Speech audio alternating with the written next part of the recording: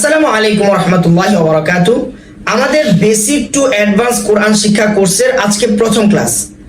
আজকে আমরা শিখব সহিভাবে শুদ্ধভাবে কিভাবে আমরা আরবি 29টি হরফকে পড়তে পারি। অ্যারাবিক অ্যালফাবেট তো আমরা সকলেই পড়তে জানি বা মুখস্থ আছে, কিন্তু মাখরাজ অনুযায়ী সহি শুদ্ধভাবে আমরা সকলেই উচ্চারণ করতে পারি না, যে কারণে আমরা চাইলেও আমাদের কোরআন তেলাওয়াত বা যে কোনো আরবি ইবারত আমাদের শুদ্ধ হয়ে ওঠে না। কোরআনকে সহিভাবে পড়তে হলে আমাদের প্রথমে যেটা করতে হবে, আমাদের এই 29টি হরফকে সঠিকভাবে মাখরাজ অনুযায়ী আদায় করা শিখতে হবে। সুতরাং চলুন শুরু করা যাক। পৃথিবীর প্রত্যেকটা ভাষারই যেমন বর্ণ আছে, তেমনি ভাবে আরবি ভাষারও কিছু বর্ণ আছে। আর আরবি ভাষার বর্ণ হচ্ছে 29টি, যেগুলোকে আল হরুফুল হিজাউল মুফরাদা বলে থাকে। আবারও বলছি, হরফগুলোর নাম বলে থাকে আল হরুফুল হিজাউল মুফরাদা। প্রত্যেকেই আমার মুখের দিকে লক্ষ্য করবেন এবং আমার জিহ্বা ও দাঁত, আমার জবান কোথায় কিভাবে ব্যবহার হচ্ছে মাখরাজের নিয়মে সঠিকভাবে খেয়াল করতে থাকবেন। এবং আমি যখন পড়বো, আমার পড়ার সাথে সাথে আপনারা নিজেরাও প্র্যাকটিস করবেন। আর ভিডিও দেখে যেহেতু কোরআন শেখা এতটা সহজ না, তাই আমাদেরকে কি করতে হবে, প্রত্যেকটা ভিডিও দেখার সময় পজ করে করে থামিয়ে থামিয়ে আমাদের প্র্যাকটিস করতে হবে। আমি যখন পড়াটা বলবো, এই পড়াটা শুনে আপনিও প্র্যাকটিস করবেন। যত বেশি প্র্যাকটিস করবেন আপনার পড়া তত বেশি আয়ত্তে চলে আসবে। আর এই আরবি হরফগুলো আয়ত্তে আনতে পারলে আপনি সঠিকভাবে কোরআন তেলাওয়াত শিখতে পারবেন ইনশাআল্লাহ। আরবি 29টি হরফের মধ্যে প্রথম যে অক্ষরটা আমরা পড়বো সেটা হচ্ছে আলিফ। আমার সাথে সাথে বলবেন আলিফ। স্ক্রিনে দেখতে পাচ্ছেন আলিফ বেশি আসছে। লম্বা যে হামজাটা আছে, আলিফকে আরেকভাবে হামজা বলা যায়। যখন এই আলিফের উপর হরকত আসবে, জবর জের পেশ আসবে, তখন এই আলিফকে আমরা হামজা বলবো। নিচের ঠোঁট শক্ত করে কামড় দিয়ে ধরতে হবে, ঠোঁটটা ভিতরের দিকে চলে যাবে। আলিফ। যাদের ঠোঁট ভিতরে যাবে না, তারা হাত দিয়ে ভিতরের দিকে আটকে দিতে পারেন। আলিফ আলিফ। আবার বলুন আলিফ। হ্যাঁ, মাশাআল্লাহ, আপনি সুন্দর পাচ্ছেন। আলিফ। আমার সাথে সাথে পড়তে হবে আলিফ, যত তাড়াতাড়ি পড়া যায়। অনেকে বলে আলিফ, টান দেওয়া যাবে না, একদম দ্রুত আলিফ। আচ্ছা, দ্বিতীয় অক্ষরে চলে যাই আমরা। বা বা একদম সহজ। এই যে আমরা দেখতে পাচ্ছি স্ক্রিনে বা। বা নিচে একটি নুক্তা থাকবে, ওই ফোঁটাটাকে নুক্তা বলে। বা চাপ দিতে হবে না, ঠোঁটকে চাপ দিব না। বা আমরা এইভাবে কেউ বলবো না, নর্মালি বা ঠোঁট লাগাবো আর ছেড়ে দেব। বা বা ঠোঁট বেশি খুলবে না, বা বা এরকম হবে না। বা একদম সামান্য। একটা নিয়ম আছে, হুফাজের একটা নিয়ম যদি বলি, আরবি পড়া পড়তে গেলে আরবি হরফগুলো প্রত্যেকটা উচ্চারণ আপনি যেভাবেই করেন না কেন, সঠিকভাবে যখন করবেন, আপনার মুখ এক আঙ্গুলের বেশি খুলবে না। এই যে দেখতে পাচ্ছেন এক আঙ্গুল। বা আলিফ, আপনি এর বেশি খুলবে না। আপনি যদি বলেন বা তা, এরকম হলে এটা আপনার ভুল উচ্চারণ হবে। তাই কিভাবে বলতে হবে, বা বা নরমাল। তারপর আসে তা, তৃতীয় নম্বর হরফ। তা জিহ্বার আগা। আমাদের এই জিহ্বার আগা সামনের উপরে দুই দাঁতের গোড়ার মধ্যে লাগবে, গোড়ার মধ্যে লাগবে। তা তা একালিফ করে টান, প্রত্যেকটা হরফে একালিফ করে টান হবে, যতগুলো এই পর্যন্ত বললাম। বা এবং তা একালিফ টান, আলিফ হচ্ছে তাড়াতাড়ি। বা তা। আচ্ছা, একালিফ টানের পরিমাণ আমরা কিভাবে বুঝবো? আমরা সচরাচর আমাদের স্টুডেন্টদেরকে যেভাবে বুঝিয়ে থাকি, আপনি যদি সাধারণভাবে একটা আঙ্গুল বন্ধ থেকে খুলেন এরকম গতিতে, বা অথবা খোলা থেকে বন্ধ করেন, তা এই যে সাধারণ একটা গতি, যে গতিটার মাধ্যমে আমরা একটা বন্ধ আঙ্গুলকে খুলতে পারি অথবা একটা খোলা আঙ্গুলকে সাধারণ গতিতে বন্ধ করতে পারি, এই সময়টাই হচ্ছে একালিফের পরিমাণ। এটা আপনি পড়তে পড়তে আপনার অভ্যস্ত হয়ে যাবেন এবং আপনি বুঝে যাবেন একালিফ পরিমাণটা কতটুকু। সুতরাং আলিফ হচ্ছে তাড়াতাড়ি। আমাদের আরবি 29টি হরফ পড়তে গেলে আমাদের 3 ধরনের পরিমাপের মাধ্যমে দিয়ে যেতে হবে। সেটা হচ্ছে, প্রথমত দুটি হরফ আছে একদম তাড়াতাড়ি পড়তে হবে, আর কিছু হরফ আছে যেগুলোর মধ্যে 1 আলিফ টান দিতে হবে, আর বাকি অনেকগুলো হরফ আছে যেগুলোর মধ্যে 3 আলিফ টান দিতে হবে। তো কোনটার মধ্যে কত আলিফ টান আমরা হরফের মধ্যে বুঝিয়ে দিব। যে হরফগুলোর মধ্যে টান হবে না, সেই হরফগুলোর উপরে আমরা একটা গোল চিহ্ন দিয়ে দিব। আর যে হরফগুলোতে 1 আলিফ টান হবে, সেই হরফগুলোর উপর আমরা একটা খাড়া জবর দিয়ে দিব। ঠিক আছে? আর যে হরফগুলোকে 3 আলিফ টান হবে, সেগুলোর উপর আমরা একটা চিকন চিহ্ন, বাঁকা একটা চিকন চিহ্ন দিয়ে দিব। এতে করে আপনি বুঝতে পারবেন কোন কোন হরফগুলোতে টান হবে না, কোন কোন হরফগুলোতে এক আলিফ টান হবে এবং কোন কোন হরফগুলোতে তিন আলিফ টান হবে। এতে করে আপনার বুঝতে সুবিধা হবে কোন হরফকে আপনি কতটুকু পরিমাণ টানবেন এবং কিভাবে উচ্চারণ করবেন। আবারও আমরা শুরু থেকে বলছি, তিনটা হরফ পড়েছিলাম। আলিফ, আলিফ তাড়াতাড়ি হবে, একদম তাড়াতাড়ি। দেখেন আলিফের উপর একটা গোল চিহ্ন আছে, আলিফ আলিফ। তারপর আসে বা, এক আলিফ টান, উপরে লম্বা খাড়া চিহ্ন আছে, একটা খাড়া জবর আছে, বা। তারপর আছে তা, চতুর্থ নম্বর অক্ষর সা। আমরা অনেকে সা বলে থাকি, সা না, সেটা ভুল। আমরা কিভাবে পড়বো? আমি একটা সহজ পদ্ধতি শিখিয়ে দিই। যাদের সা উচ্চারণ হয় না, সা সা এরকম আওয়াজ চলে আসে, তারা একটা প্র্যাকটিস করতে পারেন। আপনাদের এই জিহ্বাটাকে বাহিরে বের করে দিবেন। সা, আপনি জিহ্বার আগাটাকে একটু বাহিরে বের করে দিলে আপনি যতই চেষ্টা করেন আপনি সা বলতে পারবেন না, সি সি সি এরকম উচ্চারণ আসবে না। সা, জিহ্বার আগা সামনের উপরে দুই দাঁতের আগার সঙ্গে লাগাতে হবে। সা, এক আলিফ টান। তো এক আলিফ টানের তিনটা হরফ পড়লাম, বা তা সা, বা তা সা। এখন আসে তিন আলিফ টানের একটা হরফ, সেটা হচ্ছে জিম।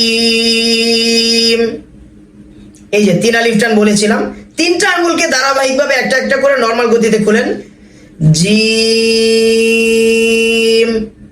অথবা বন্ধ করতে পারেন, জিম। বুঝতে পেরেছেন তিন আলিফ টানের পরিমাণ? জিমের উপর একটা চিকন চিহ্ন দেওয়া আছে বাঁকা, এটা হচ্ছে তিন আলিফ টানের পরিমাণ। জিম, জিম উচ্চারণ করতে গিয়ে মানুষের যে সমস্যাটা হয়ে থাকে সেটা হচ্ছে অনেকে তারা জিম বলে। কি বলে? জিম। জিম হবে না, জিহ্বার মধ্যখান উপরের তালুতে লাগবে, জিম জিম, একদম সহজ, জিম। নিচের ঠোঁট বিছানো থাকবে।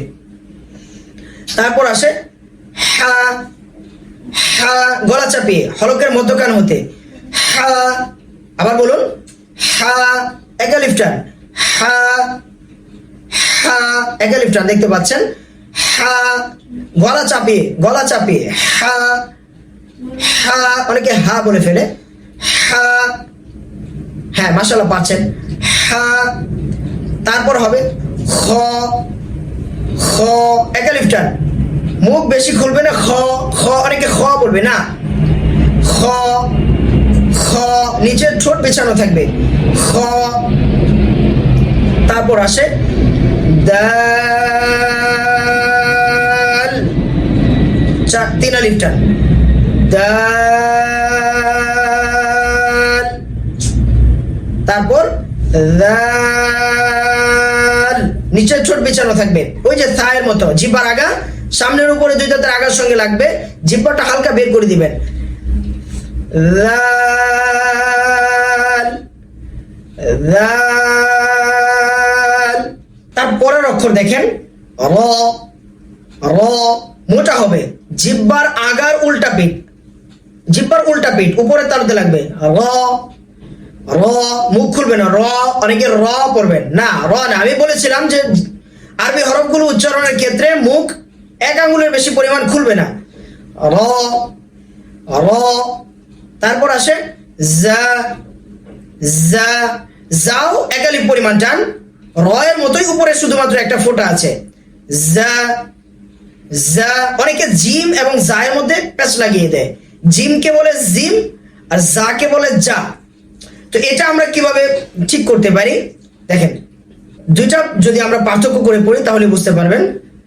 যা, যা, যা, যা, জিম, এই যে এটা হচ্ছে জিম, এটা হচ্ছে যা, যা, যা, যা, যা, অথবা যা, যা, যা, যা, যা, যা। প্রথমে জিম, তারপর যা, তারপর আবার প্রথমে যা, তারপর জিম, যা, যা, যা, যা। একত্রে যদি বলি, যা, যা, যা, যা, যা, যা, যা, যা, যা, যা। উচ্চারণ ব্যালেন্স করে ঠিক হয়ে যাবে। আপনি যদি এভাবে পড়তে পারেন ইনশাল্লাহ আপনার আর এই দুই অক্ষরের মধ্যে কোনো ধরনের প্যাচ লাগবে না। তো পড়তেছিলাম জা, এক আলিফ টান জা। তারপর আসে আরেকটি হরফ যেটা 3 আলিফ টান হবে, সিন। আওয়াজটা উপরের দিকে উঠবে, সিন, এরকম একটা আওয়াজ বের হবে, সিন।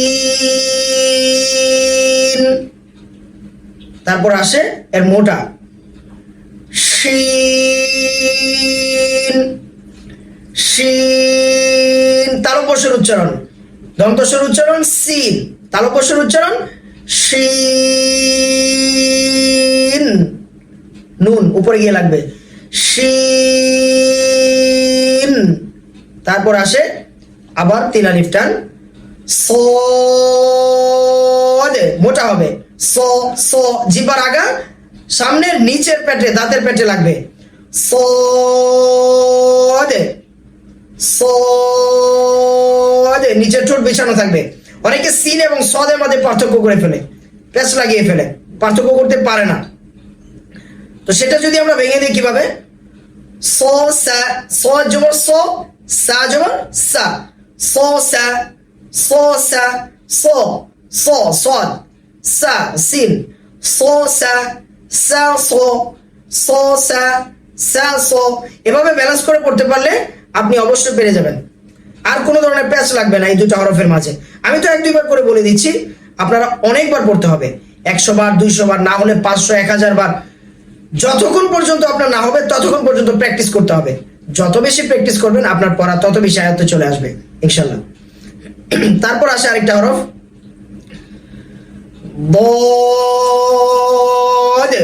জিহ্বার গোড়ার কিনারা উপরের মাড়ির দাঁতে লাগবে, বদ, বদ, দোয়াদ না। অনেকে দোয়াদ বলবে, মুখ গোল হয়ে যাবে না, বদ আর হা করে ফেলবে না, বদ, বদ।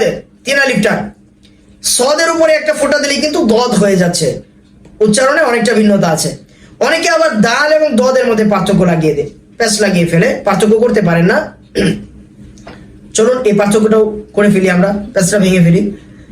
দাল জবর দা, দদ জবর ব, দা ব, দা ব, ব দা, দা ব।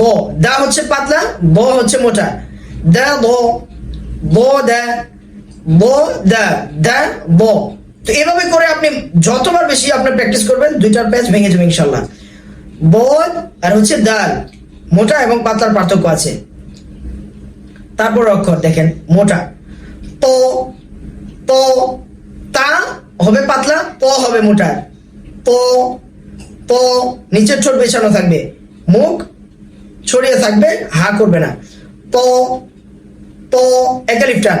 তা এবং ত এর মধ্যে পার্থক্য, তা প, তা প, প তা, তা প, প তা। বুঝতে পেরেছেন?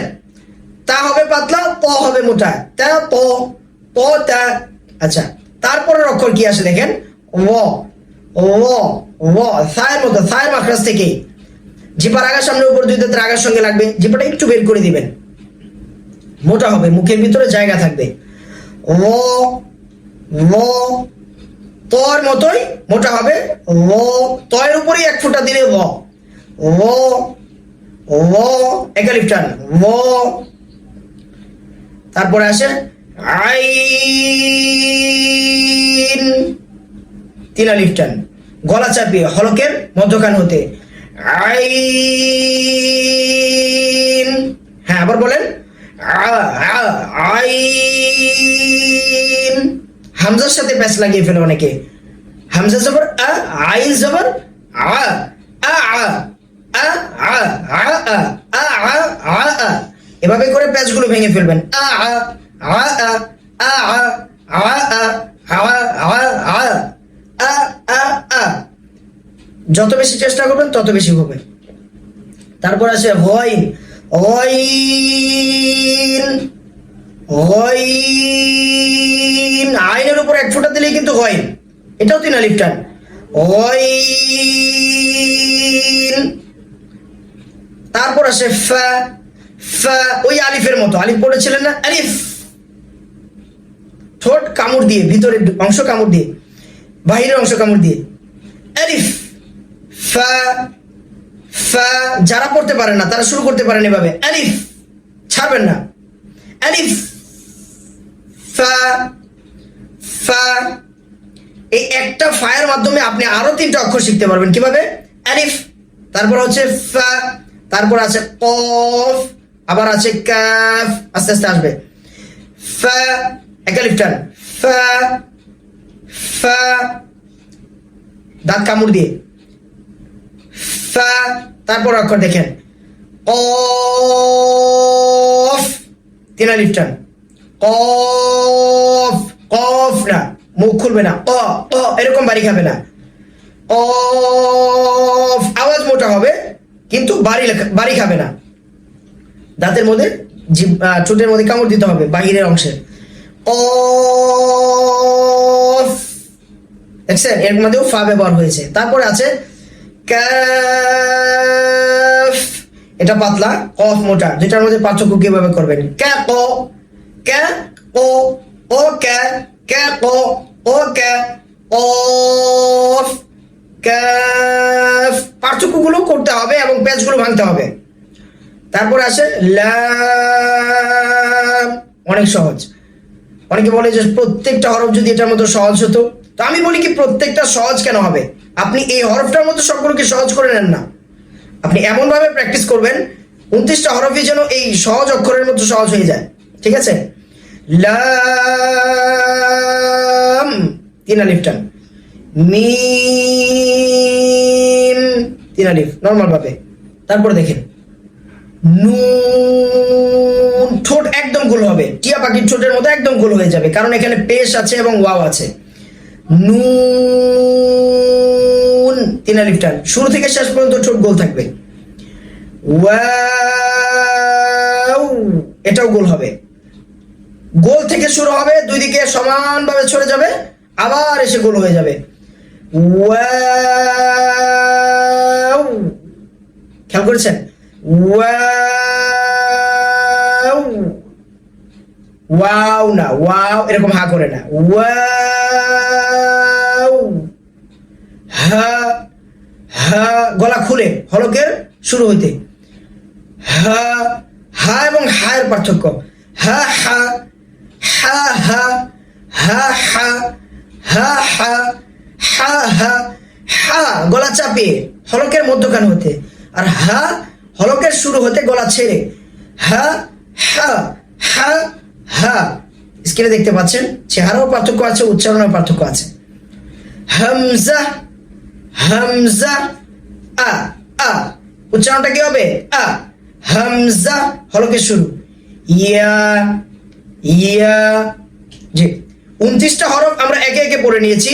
এখন আমাদের যেটা করণীয় সেটা হচ্ছে এই ভিডিওটা বারবার টেনে টেনে পজ করে করে বারবার শোনা, এবং আপনি কোন অক্ষরটা সঠিকভাবে উচ্চারণ করতে পারছেন না, কতবার পড়লে পরে আপনার ওই হরফটা সঠিকভাবে উচ্চারণ করতে পারবেন ততবার পড়তে হবে।